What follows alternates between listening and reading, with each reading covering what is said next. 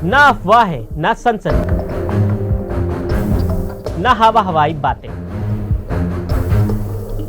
सत्य और तथ्यों के साथ खबरों की तह तक।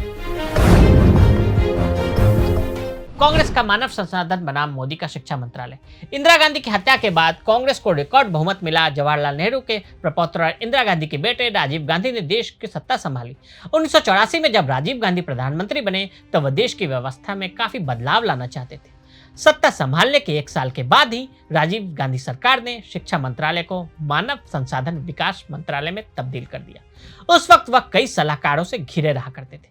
तब उन्होंने सलाहकारों के सुझाव को माना कि शिक्षा से जुड़े तमाम विभागों को एक छत के नीचे लाया जाना चाहिए। इस तर्क के आधार पर 26 सितंबर 1985 को शिक्षा मंत्रालय का नाम बदलकर मानव संसाधन विकास मंत्रालय कर दिया गया और पीवी नरसिम्हा राव को इस मंत्रालय की कमान सौंप दी गई। तब संस्कृति, युवा और खेल जैसे विभागों को शिक्षा से जुड़ा मानते हुए मानव संसाधन विकास मंत्रालय के अंतर्गत लाया गया। इसके लिए राज्य मंत्री नियुक्त किए गए।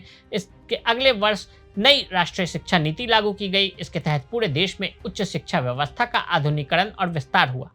वैसे तो शिक्षकों के संबंध में किसी महापुरुष के बारे में पूछे जाने पर हमारे मन में भारत के प्रथम उपराष्ट्रपति सर्वपल्ली राधाकृष्णन का नाम सामने आता है, लेकिन क्या आपको पता है कि स्वतंत्रता संग्राम सेनानी मौलाना अब्दुल कलाम आजाद भी देश के बहुत बड़े शिक्षाविद थे। शिक्षा के क्षेत्र में उनके द्वारा किए गए काम की वजह से ही पंडित जवाहरलाल नेहरू ने उन्हें देश का पहला शिक्षा मंत्री बनाया। वहीं वर्तमान दौर में धर्मेंद्र प्रधान भारत के शिक्षा मंत्री के पद पर हैं। भारत में शिक्षा मंत्रालय एक महत्वपूर्ण सरकारी विभाग राष्ट्रीय शिक्षा नीति को लागू करने के लिए जिम्मेदार है। यह 2 मुख्य प्रभागों के माध्यम से संचालित होता है। एक स्कूली शिक्षा, शिक्षा और साक्षरता सहित प्राथमिक से उच्च माध्यमिक स्तर की देखरेख करता है, जबकि दूसरा उच्च शिक्षा, तकनीकी शिक्षा, छात्रवृत्ति और विश्वविद्यालयों पर ध्यान केंद्रित करता है। भारत की आज़ादी के बाद से हाल के वर्षों में साक्षरता दर 12% से 75% उल्लेखनीय वृद्धि की है। भारत के इतिहास में 30 से अधिक शिक्षा मंत्रियों में से प्रत्येक ने हमारे देश में शिक्षा की उन्नति में महत्वपूर्ण योगदान दिया है। राजीव गांधी और नरसिम्हा राव की शिक्षा नीति।